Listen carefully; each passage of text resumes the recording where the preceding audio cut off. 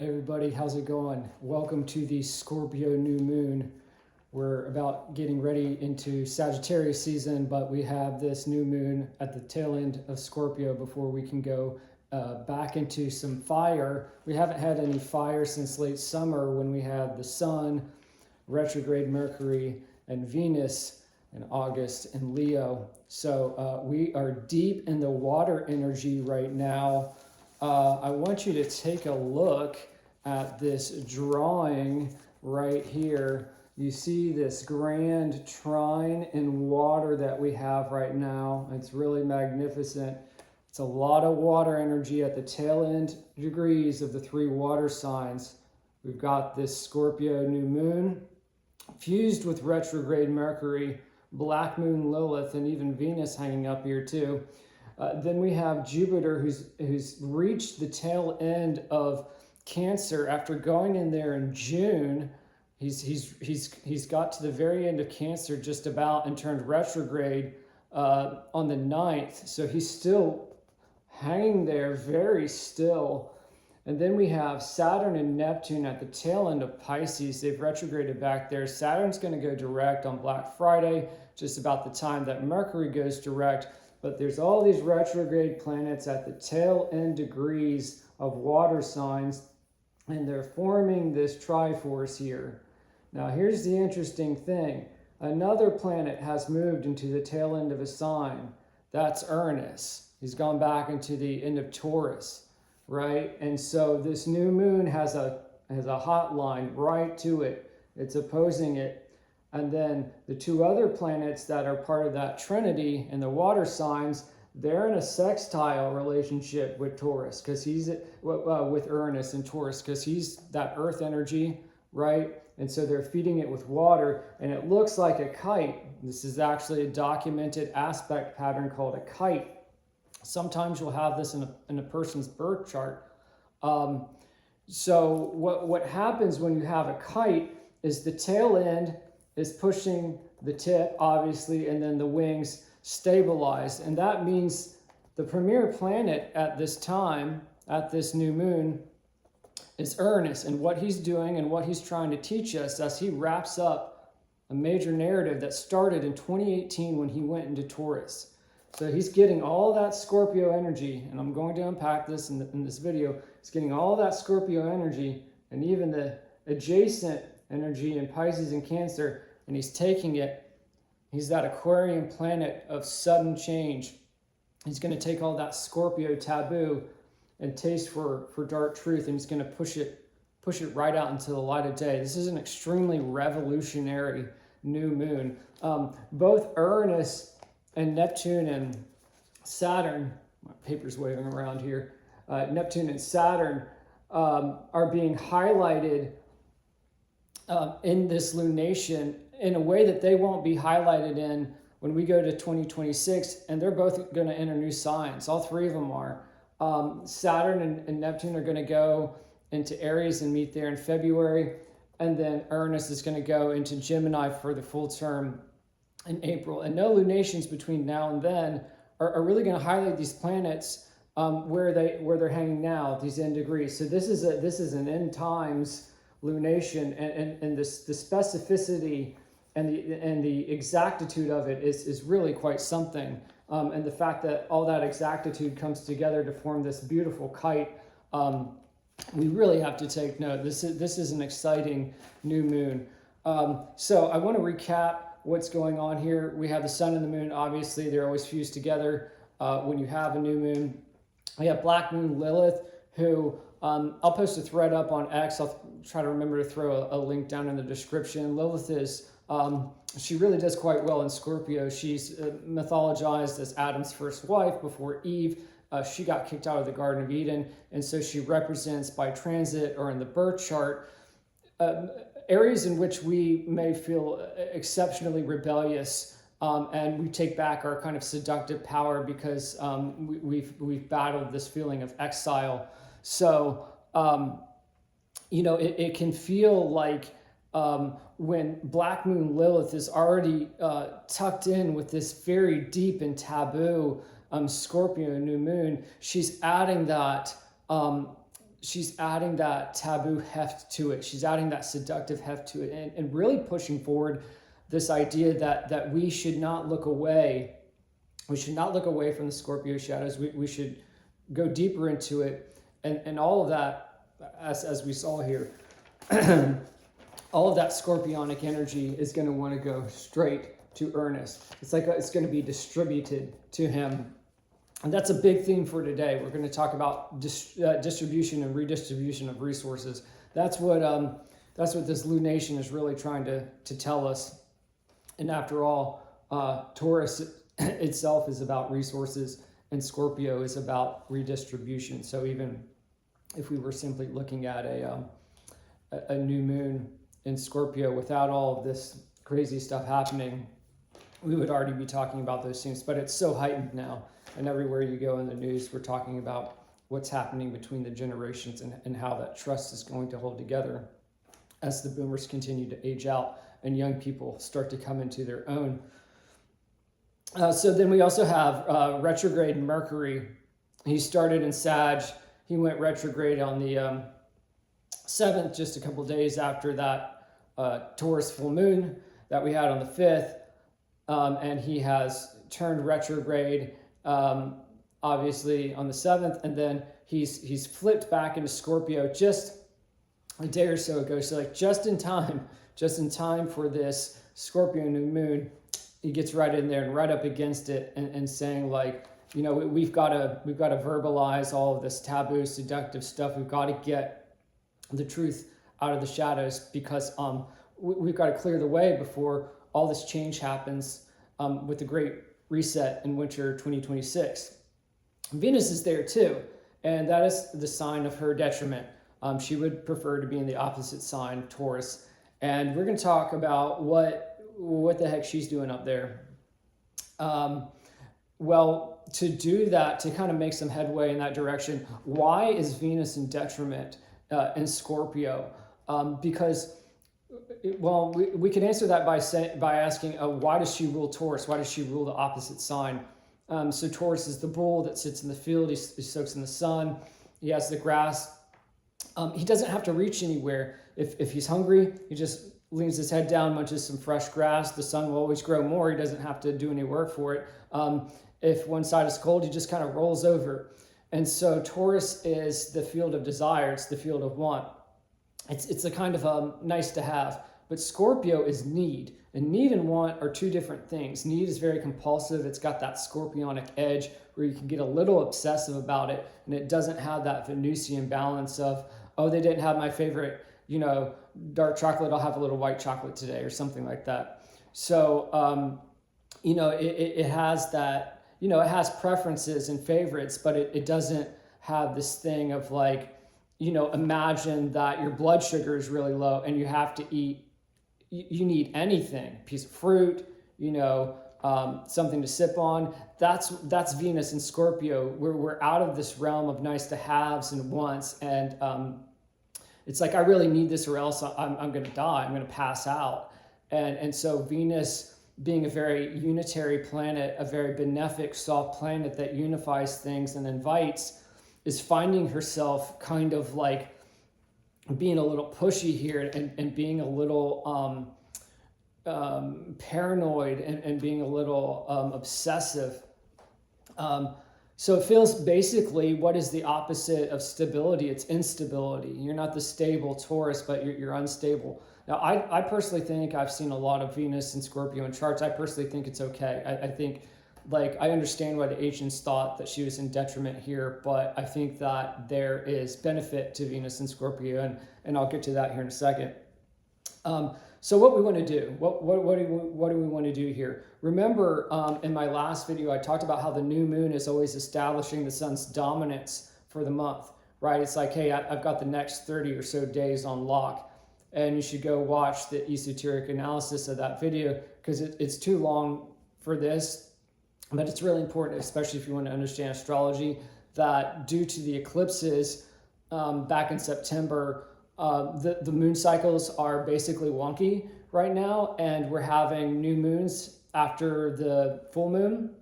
We should be having the Taurus full moon after this new moon, but we're going straight away into Sag season. and Sag season has Gemini full moon. So we're getting the new moon after the full moon. They work in pairs, and we're getting it late in the month. So we should have had like the Scorpio new moon, maybe right about Halloween would have been nice, and then now we would be having the Taurus full moon, and then we can close it out and be like, cool, sun's going to be in Sagittarius this upcoming Sunday before Thanksgiving week, and then we'll have that typical Gemini full moon in early December, and it's Christmas parties, and people are wearing their sweaters to the office, and it's that Gemini full moon fun, easy, natural. But that's not happening. The moon cycles have been disrupted by these very powerful eclipses, and so we have this this very tense but amazing new moon near the end of Scorpio, communicating with all these other planets at the end of their respective signs that they're traveling in. It couldn't have happened any other way, I don't think. It's kind of to say, when we get a new moon and establishes the sun's dominance for that sign for the month, it's kind of like, hey, this is what Scorpio is all about. And it's like, okay, we're getting it now, and then in like 3 or 4 days we go into Sag. Like, what good is it going to do me, right? But that's what I'm saying is like, we need to understand the scorpionic mess, because it will help us, I think, go into truth-telling season, which it's always Sag. It's hot cocoa and Christmas sweaters and office parties and eating too much food and all that. You get a little tipsy and you open up about your year to your coworkers or something like that. And I think that there's something deeper going on here. We're purging all this stuff before the Great Reset in 2026. And that's the stuff that needs to come out. It's not, hey, I want to get my kid a new dog for Christmas. It's, this year was a hell of a lot, and I don't know if I can continue down this path. Like, those are the kinds of conversations that want to come out as we go into Sag season. And this very, very late Scorpio new moon at the very late degrees of Scorpio is like, that's on the docket. Okay, that's on the menu. This is on the agenda. This is what you want to talk about. You've got to purge. You've got to go to the Scorpio depths and get this stuff out and cleared away and push it out, so that the truth will set you free and you can go into 2026 with a blank slate. This isn't a 9-year numerologically, so it's an ending. Next year's a 1 year. It's also in the Chinese zodiac a horse year, which is independence. Speaking of Declaration of Independence, it's 250th anniversary of the United States, and I hope I said that right. God, I'm like running so many numbers today. It's also the Aquarian eclipse cycle. The North Node moves into Aquarius. So that's also extremely independent. So it's very, very one energy that's coming up, and we just got to get all this stuff cleared out. All right, so we look to the sun. We're like, all right, well, you're late, but for a reason. What are you trying to teach us beyond the cookbooky Scorpio stuff of like go into the shadows and find the depth? Well, Scorpio is ruled by Mars. Where's Mars? It's in Sag. She's leading the pack. He's like, sun's going to come here. Venus is going to come here. When Mercury goes direct just after Black Friday, he's going to come back here after going retrograde there on November 7th. So all you guys are coming back to this Sag party. It's all about telling the truth after you went into the shadows and saw warts and all, saw all the flaws, saw all the morbid stuff. You saw where the bodies are buried, okay? So he's saying, like, this is why there's a lot of shadow energy right now, because it's got to come out into the truth. And also remember that when Mercury went retrograde on the 7th, he was fused with Mars. They were at the same degree. And so Mercury's like, I'll do your bidding. Mars, I'll go back into your sign and tell the others that we've got to get something from the shadows and bring it to the truth. Tag, I'll go back there and then I'll come back with them. Okay, so you also want to go back to the October 21st new moon at the tail end of Libra. And again, go watch my previous video. I talk about why I keep saying like end degrees, tail end. That's all part of the package as to why the moon cycles are all messed up right now, okay? Back then, Mercury started slowing down in Scorpio at that October 21st new moon. And so when he goes direct just after Black Friday, he's back at that same point that he was for the other new moon, which is interesting. That was another thing I talked about. All these new moons and full moons have all these like switches, like they're all key to important stuff happening. So this is a long tail. This is a lot of stuff. You know, we're cleaning up Uranus going into towards 2018. We're cleaning up Neptune. He's almost finished in Pisces. He went there in 2011. Saturn went into Pisces in spring of 23. Even like shorter tail stuff, you know, Mercury started slowing down in Scorpio back at the new moon in October. So all these windows just getting lined up and getting closed out. All this karmic debt is getting cleared out. And so you think about what the movement from Sagittarius to Scorpio is. Sagittarius is truth, Scorpio is death. So it's like, to get the truth, we got to go back to the depths. And then when everything goes from Scorpio to Sag, signaled by Mercury going direct after Black Friday, it's like, well, now we go from morbidity to truth. And we go tell the good word. You know, it might not be the cleanest word, but this is like the X-Files or something. The truth is out there. You know, we've gone to these liminal zones. We've gone outside of our comfort zone emotionally with people and projects and things and ideas and places. And we know that there's that typical Sag festivity, that party time energy, because we found something there. We found something important. It's a clue to help us clear the decks. Okay.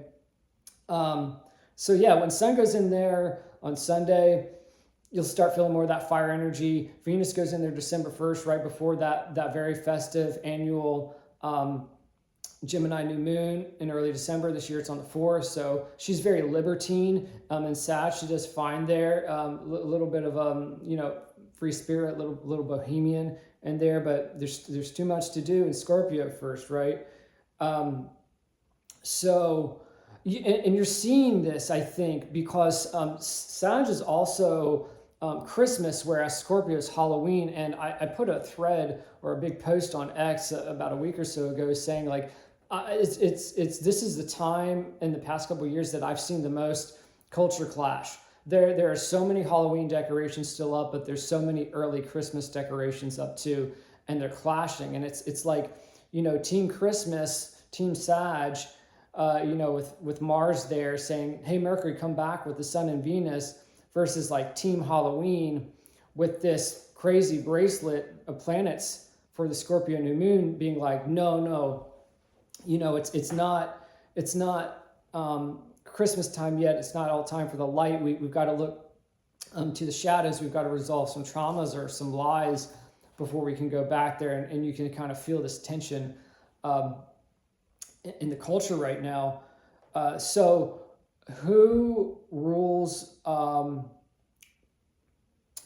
Sagittarius? Because that's where Mars is. He's in Sag. That's Jupiter. Where's Jupiter? He's in Cancer. Like we mentioned, he's at the tail end of Cancer, where he has been parked since the 9th, but he entered in June. He got pretty far into the late degrees. And I know Cancer was all that nostalgic energy. That's why summer felt so different than fall. Fall is about wrapping all this stuff up. Summer was like, hey, we're pushing forward and we have a little nostalgia to help us push forward. Like, yeah, it feels weird with Uranus and Gemini. Yeah, it feels weird with Saturn and Neptune and Aries, which is where they're going to be back in the spring and the winter for the reset. But we've got, you know, Jupiter in Cancer, and it's all this nostalgia and family time. Him going retrograde right before this new moon is kind of like, you know, so Cancer is all about these like squishy feelings and this nostalgia. It's like, oh no, I don't have access to the motherland. That's Cancer too. Food, home, mother, nourishment. I don't have access to the motherland anymore. The nostalgia is fading fast through my fingers, like, you know, sand falling through my fingers.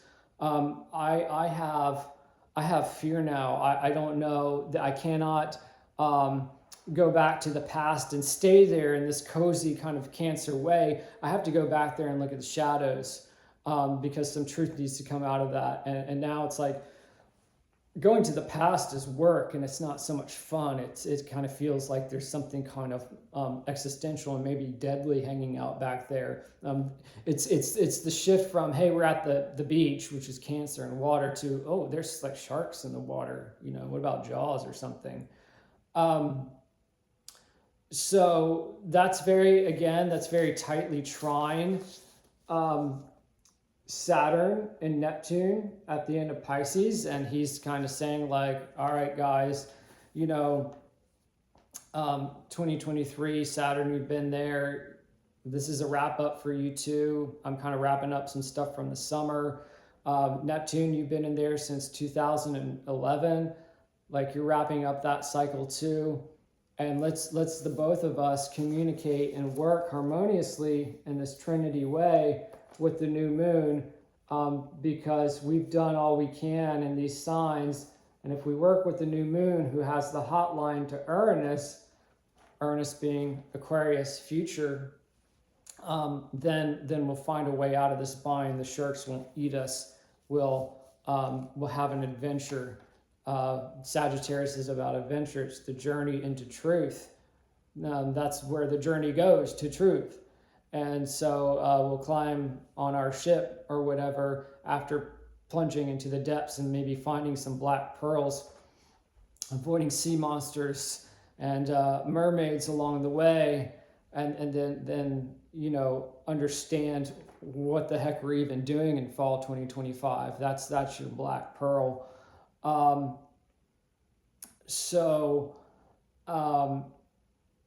Yeah, there's some pretty squishy feelings about the future right now because of that. What has Saturn and Pisces since spring 2023 been about? Well, Saturn enforces, it's the boundaries, and Pisces is the fluidity of the universe. It's like plasma or something like that. And so he's enforcing boundaries on all that stuff. So all these pie in the sky schemes, oh, we can just do this, and it'll be like before 2020 all over again. Saturn's like, boom, no.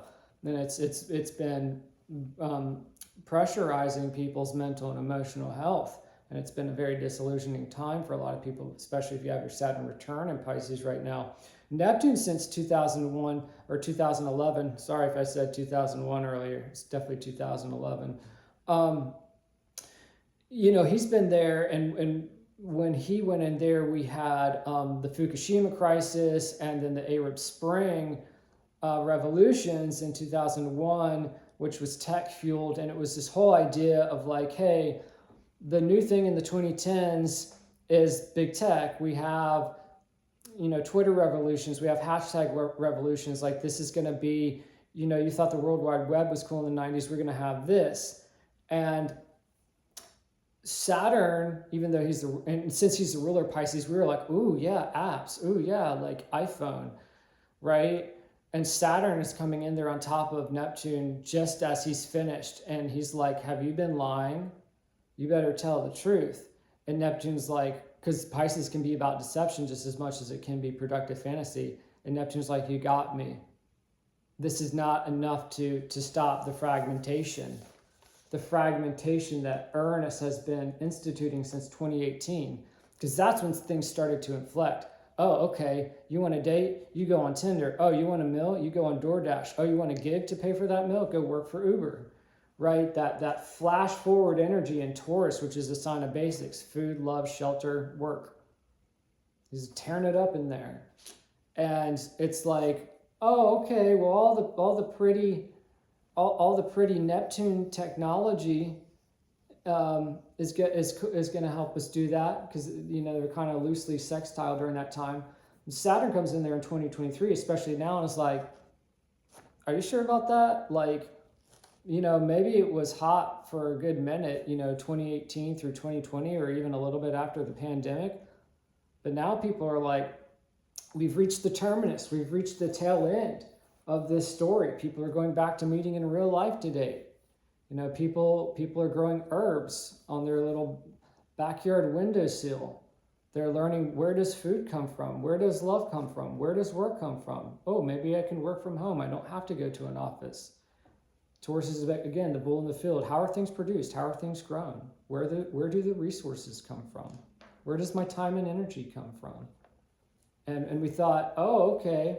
Well, we don't have to think about that because we just have all this, like, you know, this big tech or whatever. And the Scorpio depths are going to work with all these other planets, and they're going to say, all these planets are fessing up, and we're looking to you, Ernest, and you got to fess up too, because you were working with these fantasies and saying, everything's just an app. You need love, dial it up. You need food, dial it up. And you're leaving us hanging now. You know, we're talking about 50-year mortgages and wondering about automation. Did you contribute to the illusion? So it's like, whew, this lunation, this new moon is a come to God moment for sure. And that's why you're seeing all of this very tense energy right now about like, well, what are we going to do about the boomers? And we're feeding into their social security, and none of us young people can like get a house, and like it's all coming out at this new moon. Because then you think, all right, well, the moon is the ruler of anything in Cancer. Where is the moon? Well, obviously it's on top of the sun, because that's what a new moon by definition is. And you think that Venus doesn't do well in Scorpio? You do not want moon in Scorpio. Capricorn can be pretty tough too. I'm not a big fan of the Capricorn full moon that happens every July. But moon in Scorpio, you talk about a softy planet, a squishy feelings planet that does not want to be in an obsessive zone. That's the moon, right? It's like, I got to have it. No, I don't want it. I don't need anyone. I don't need anything. I'm just anorexic, because remember, moon is food, mother, our connection to our bellies, our connection to our living space. I don't want anything. I'm just going to starve myself. I'm anorexic. No. I'm going to eat everything. I'm bulimic, right? Because that's the modern ruler of Scorpio is Pluto, which rules volcanoes and purging. And Black Moon Lilith is there. And it's like, oh yeah, I'm going to, think again about the moon and Cancer that relate to mother. Like, oh, I'm going to spit up on mommy. Like, blah, like you lied to me. I'm doing the Scorpio X-ray vision thing. I'm exposing the lies. You were supposed to be the elder. You were supposed to be the generation that sheltered me and protected me, and you've left me nothing. So I'm leaving you this like gift of eruptive rebellion, and Uranus is that planet of revolution. So it's like, bleh, like you're going to see all my resentment, my angst, my disappointment, my frustration at a stolen future, right? And so moon in Scorpio just is wild. It's too attached, or it's destructively detached. It wants to be in Taurus. It wants to be hanging out with, it's almost like Uranus is where the moon wants to be, and Venus too. That's her home. The moon is exalted in Taurus, actually. That's why the full moon back on the 5th wasn't too bad. And it's kind of like, okay, we can't be over there, so we're going to use this revolutionary planet to launch all these critiques of society. And the boomers are like, well, we're going to launch our critique of young people. You're not doing it right. Don't tell us that you don't have a future. You're just not doing it correctly. And so this is why I like Venus there, though, because she's like, look, that's my domain. Uranus is there. I want to be there instead of Uranus. You want to be there too with me. I'd love to be with you. And so she's like trying to soothe the moon, I think. I really do. I really appreciate having Venus with this lunation. I think it's very, very good. And she's like, let's go deep into the well of trauma and dissatisfaction and share this pain moment. Mercury has come back. He's hanging out with us as retrograde. He's going to help us kind of get some understanding with our mind as to what's going on. And we can speak the taboo truth, and we can use Uranus to our advantage. He's helping us. Mercury will give us a hotline to Uranus, and we'll say, do our bidding. Here's all where all the bodies are buried. Now clear the way for us, and destroy all the old forms and create new revolutionary forms. And we'll support you from a distance, and we'll feel like you're supporting us from a distance, like a president that we voted for. I really do. I like Venus in Scorpio. I think she's done a great job since she's been in here for the past couple of weeks. She's a feminine planet, so you're seeing a lot of stuff, about Tom Brady's wife coming out, and it's a very like spooky femme fatale kind of energy. And talking about her, the rituals that she did with Tom to make him a better football player, and just some other. We saw the Sydney Sweeney like side eye that she did to the journalist. That was very Venus and Scorpio. And then Olivia Nuzzi, I think I'm saying her name right. She's like coming out like, what? Like here's all this sexting that I did with RFK. Like here it is, So this is a time in which I think it feels like teamwork to me, even though it's like so intense. It feels like all these planets, even though they're kind of dissatisfied, or even though they're like, somewhat frenemies, given what they represent cyclically, all this stuff going back to 2023 or 2011 or 2018, they're like, all right, like, let's all work together. We all have like maybe some grievances or confusion here. Let's all just work together. The main thing is to get this truth out, right? Whatever it is, we're all kind of like discombobulated now. If anything's going to solve this, it's just this like bare knuckle truth. Uranus is the planet of what are we going to do to move forward? How are we going to get out of this? And I talked about when I first mentioned the sun and his rulership. We went to Mars because he's the ancient ruler of Scorpio. Well, Pluto is the modern ruler, and he is in Aquarius. He moved in there for the full term just after the election last November. And he in Aquarius is the water bearer. So he has the vessel that pours the water and the wavelengths out. So it's like, I'm a jazz artist and I have the vessel of all the old blues songs. But when I use those, I chop them up and I carry that message out to the youth, or to the evolving elders as well, because even if you age, you can continue to be youthful. It's through this new sound that we update the vessel of culture. All the old blues standards come out in this new kind of bebop jazz form, and so which is the water coming out of the urn, and the urn and the water need each other. The urn is grateful for the water that gives it a purpose. You pour out water, and so the urn just doesn't sit there collecting dust. And the water is grateful for having a vessel that contained it and that can ship it out and distribute it to people. So, this is about distributing knowledge and understanding in a meta way of not just what's really been happening in America and in the West for the past several years, but really where we're going to go as a culture and how we're going to work together or decide not to work together. Anything that's in Aquarius is ruled by Uranus, so we're back to our kite point here.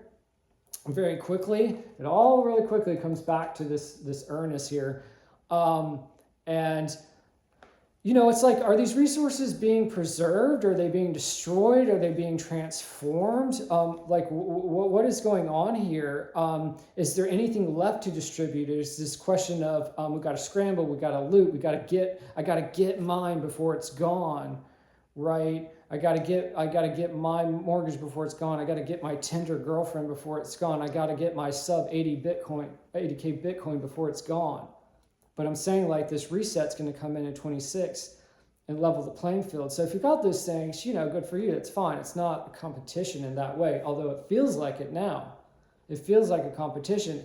And you're going to have new ways to date, to, speculate and trade, and, and to find like housing and community in 26. but it's not going to be the old ways. And so those are getting cleared out. It's like, we just don't have those in stock anymore. Those supply chains and meaning, that type of like pipeline where like, oh, it's 2018, I'll go on Tinder and find a girlfriend and, get some 10K Bitcoin and maybe just kind of piece some things together through doing DoorDash and Uber, right? And some people are like, yeah, you just got the last helicopter out of Vietnam. Like, I want that. And it's like, well, something new is going to come in and you get to be at the front of the line. And they're not going to know how to do it because, they've got all the old stuff, which again, it's not a competition. It's fine. So if you're free right now and you have the opportunity to go learn and experience that stuff, go in the front lines while other people stay back, at camp or whatever on the radio, on the walkie-talkie with their, their 2018 Tinder girlfriend or wife and their sub, 20K Bitcoin and all that.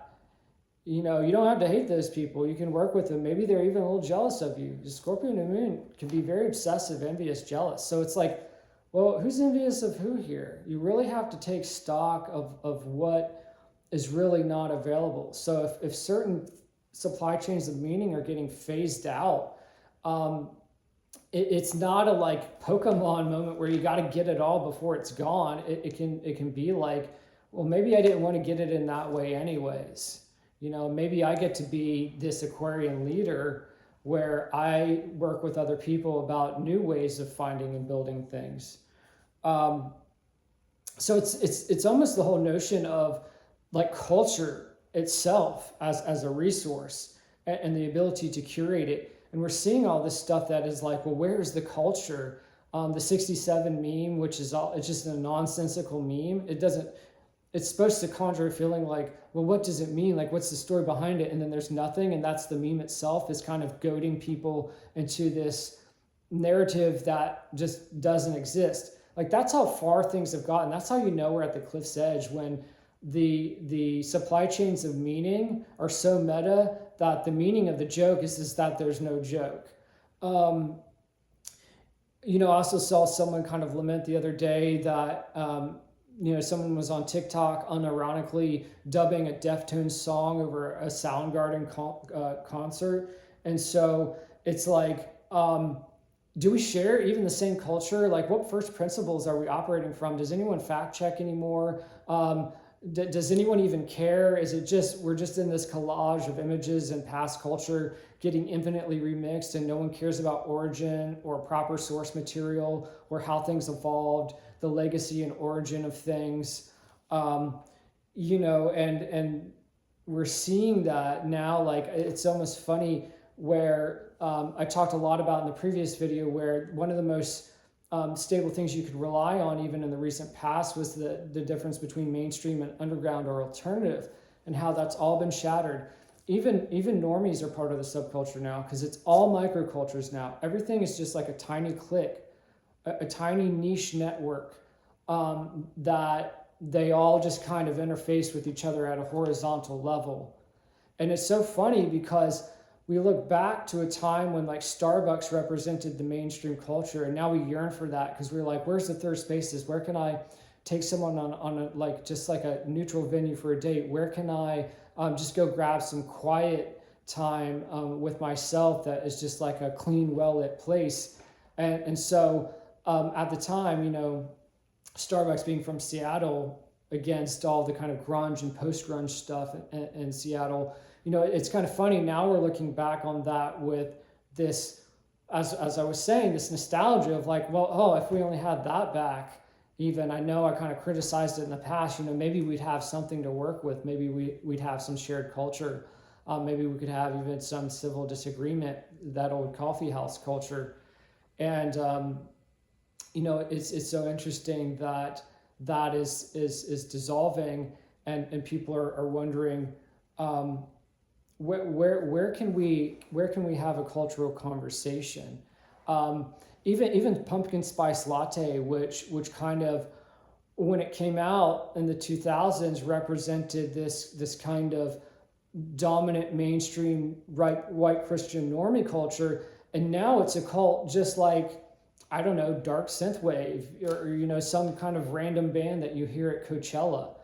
It's these people have like their pumpkin spice candles and their pumpkin spice oat milk and all this stuff. It no longer represents in our mind something that you see in between, on commercial breaks, in between reruns of Everybody Loves Raymond. Like we have jettisoned so far from that big tent culture, and we're going into this fragmentation, and it's like, maybe that's a good thing. Maybe we don't try to glass that over and make everything smooth. Maybe we accept the texture and the fragmentation, and that's the way to find creativity and resources, as we go so deep into the fragmented individual that we find what we're really here for, instead of being like, well, the culture will just tell me, oh, I'm a pumpkin spice girl with Ugg boots, I guess I'm like a normie. I'm like a basic B. Oh, I don't like that. I guess I'm goth or whatever, and I hang out with these people. Like, it's all being disrupted, and it's like there are even like sub niches below goth, below white, pumpkin spice girl. It gets infinitely fractionated, and maybe those people do get along, like the even like the synthwave goths get along with the like 80s. OG goths or the Cure fans or something like that, but not necessarily. It's messing up all the natural badges of allegiance and throwing us into a completely new landscape. And it's all getting kicked off at this new moon. We just have 2 more lunations. We've got that Gemini full moon on the 4th, and then a Sag full moon right at the end of Sag, as I've been saying, all this stuff right at the end, and then a few clicks later we go right into the winter solstice right after that Sag new moon. And then it's 2026, and it's just absolutely crazy. I'm doing 2026 reports on how absolutely stunning the astrology is in that year, launching us into new blank slates. And I'll pop a description of that, or I'll pop a link for that below in the description. People have been very happy with it. I go month by month pointing out these seed moments that are happening in the global astrology and lay it against your chart and show you based on areas you pick. Some people pick health and moving and love, and they have a big question like, should I sell my condo or release my album in 2026? And I use that lens to interpret how the global energies are overlaid on your chart, and saying like, okay, yeah, you're more likely to meet someone this month, or you're not going to really have a good chance to move all year, or if you do, it's like these 2 months. So check that out, because I think some of you may be interested in that, but I really just mention it because after this it's just 2 lunations, and we're going into a big reset moment. So Ernest, planet of the Aquarian ambassador, what futures are we going toward? And the futures are going to be, it's multiple futures, not a future, multiple futures. And they're all coming very fast. We're going to have all this multiplicitous energy of all these potential horizons popping off in 2026. So as soon as the new year starts, like right away. I can't really go into that right now, but I guess I'll mention that Sun, Venus, Mars all meet together in Capricorn for a mega reset in relationships first week of January. Mercury's hanging out there too, pretty close. So that's just right away. It's like, oh, all your relationships, boom, those are up for review. Do you trust them? Do you have Capricorn trust in them? Do they trust you? It's why you're seeing all these like redistribution memes right now, and there's all this kind of like generational strife and generational questioning right now. It's because of this astrology. So I'll just throw this up here one last look before I bounce out of here. There's that kite, new moon, hotline to Uranus, Neptune, Saturn into Pisces, Jupiter into Cancer. They're in that trinity, and the 2 down here talking to Uranus, and they're like, yeah, Scorpio New Moon, get that hotline to him. The only way out is through now. So I talk about this every day on X. It's a real great way to get quick hits of all this stuff and to kind of keep it organized in your mind. The newsletter that I do on Substack is always intended to be a companion for this. So I highly recommend reading that as well. My readers really love it. I feel like I have a really strong subscriber base that reads it very closely, and I'd love to have you there. I'm Zyvo Media on both, but I'll pop links in there along with the link to the previous video, which I think would be good for you to watch, and the link to the 2026 Mega Cycles report if that's something you're interested in. But yeah, I think the more that you can know about this time, the less confusing it will be, and the more that it'll help you see a way forward and to understand that all this stuff is happening for a reason. So definitely also, pop a comment down below about what you've been going through or some things you're speculating about, because I think that will help all of us see that we're all kind of in this liminal in-between zone of clearing stuff out so that we can move forward into a new, more experimental and innovative future. So yeah, thanks so much for being here. I love having all of you here and spending time with you. And I look forward to seeing you on the next one.